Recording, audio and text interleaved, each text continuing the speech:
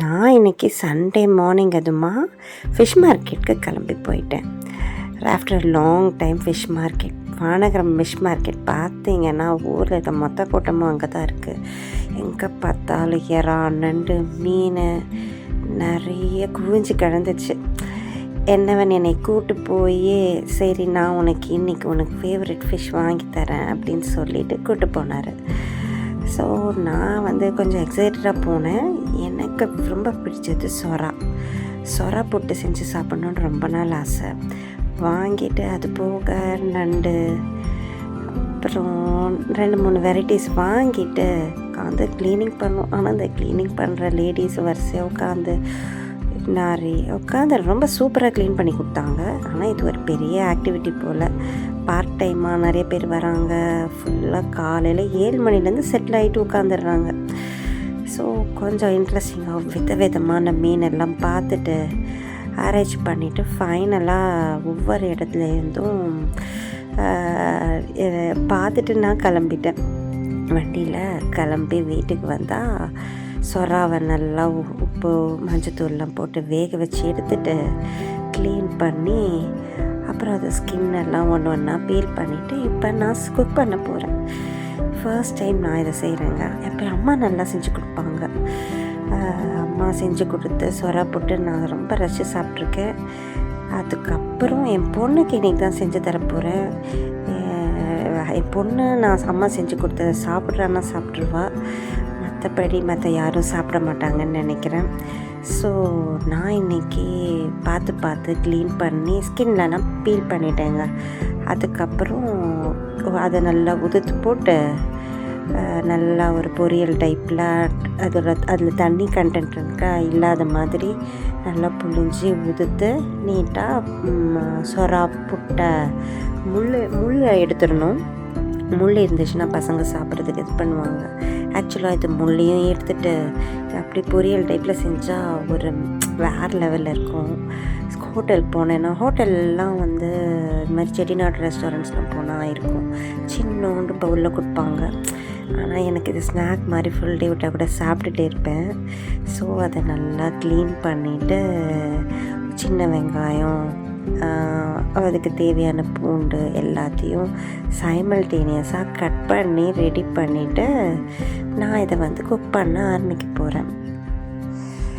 சரி, இதெல்லாம் ரெடி பண்ணி வச்சுட்டு நம்ம குக்கிங்கை ஸ்டார்ட் பண்ண ஆரம்பிக்கலாம். ஸோ குக்கிங் நான் ஃப்ரெஷ்ஷாக எல்லாமே ஆயில் சட்டிலாம் வச்சுட்டு கார்லிக், க்ரீன் சில்லிஸ் எல்லாம் வெங்காயம் எல்லாத்தையும் நல்லா வதக்கிட்டு உப்பு மஞ்சத்தூள்லாம் போட்டு ஃபைனலாக சொராவையும் அதில் நல்லா போடணும். இது நல்லா குக் ஆகிட்டு இருக்கும்போது இது ரொம்ப ஈஸியாக தான் இருந்துச்சு. நான் ரொம்ப வருஷமாக வெயிட் பண்ணி செஞ்சதுக்கு it was dam easy to cook. So ரொம்ப ஈஸியாக இருந்தது. உட்காந்து நம்ம ஒவ்வொரு நாளும் தவா ஃப்ரையில் எந்த மீன் செட் ஆகும், குழம்புக்கு எந்த மீன் செட் ஆகுன்றது யோசிக்கிறதுக்கு டயட்டுக்கும் ஈஸியாக இருக்கும், பசங்களுக்கும் நல்லது. ஸோ இதே கூட செய்யலாம். ஆனால் சில பேருக்குலாம் அந்த செவப்பாக மசாலா தடவி மொறுப்பாக எண்ணெயில் பொரிச்சா தான் மீன் சாப்பிட பிடிக்கும். அது மாதிரி ஆளுங்களுக்கு இது செட் ஆகாது தான். ஸோ நான் உப்பு, தேவையான மசாலா ஜாமான் எல்லாம் போட்டுடுறேன். ஸோ இதுக்கு என்னெல்லாம் தேவைன்னா உப்பு, பெப்பர் போட்டேன், டர்மரிக். ஸோ அவ்வளோதான் நான் இதுக்கு ஆட் பண்ணது. ஸோ அதை நல்லா நல்லா வதங்கினதுக்கப்புறம் ஃபைனலாக அடுத்து சொரா புட்டு நம்ம உதுத்து வச்சுருந்ததை போட்டு நல்லா மிக்ஸ் பண்ணிவிட்டு இறக்க வேண்டியது தான். அவ்வளோதான் சொரா புட்டு. இந்த பக்கம் சொரா புட்டு செஞ்சுட்டே நான் சைமல்டேனியஸாக இன்னொரு மீன் வாங்கிட்டு வந்திருந்தோம், குழம்புக்கும் ஃப்ரைக்கும். ஸோ அந்த மீனும் சைமல்டேனியஸாக கிரேவிக்கும் நான் ரெடி பண்ணிகிட்ருந்தேன்.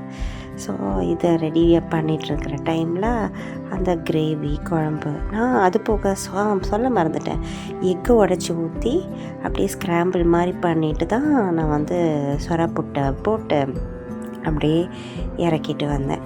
ஸோ இது கண்டிப்பாக உங்களுக்கு பார்க்குற எல்லாருக்கும் வந்து யூஸ்ஃபுல்லாக இருக்கும். சொரா புட்டு பசங்களுக்கு செஞ்சு கொடுங்க. ஒரு ஈவினிங் ஸ்நாக்காக கூட செஞ்சு தரலாம்.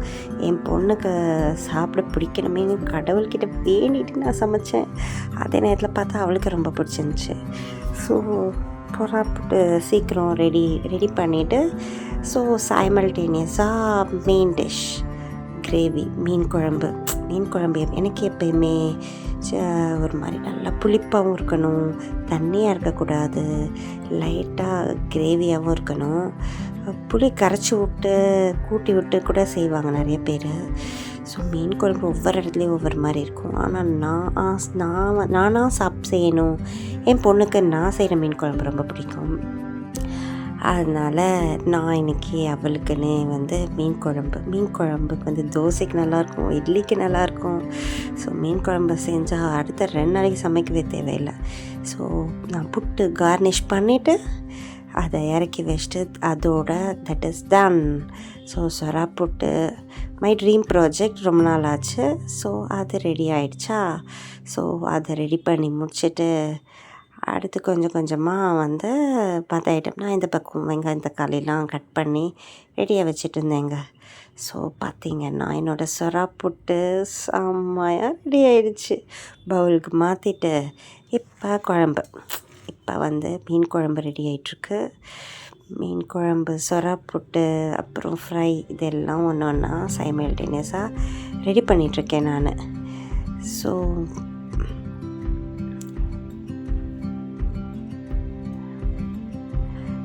குழம்பு ஆக்சுவலாக எனக்கு மீன் குழம்புனா ரொம்ப பிடிக்கும். மீன் குழம்பு இதில் இருக்க மீன் சாஃப்டாக இருக்கும்.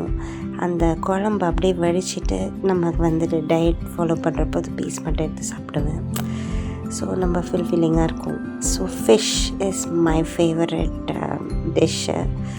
அதனால் அதை ஃபாஸ்ட்டாக ரெடி பண்ணிகிட்ருக்கேன். ஸோ ஃபிஷ் குழம்பு ரெடி, அதுக்கப்புறம் சொரா புட்டு ரெடி. இப்போ நெக்ஸ்ட்டு ஒன்று தான் சர்வ் பண்ணிவிட்டு சாப்பிட வேண்டியது தான். இதோ பாருங்கள் என்னோடய சண்டே மீல். பாய்.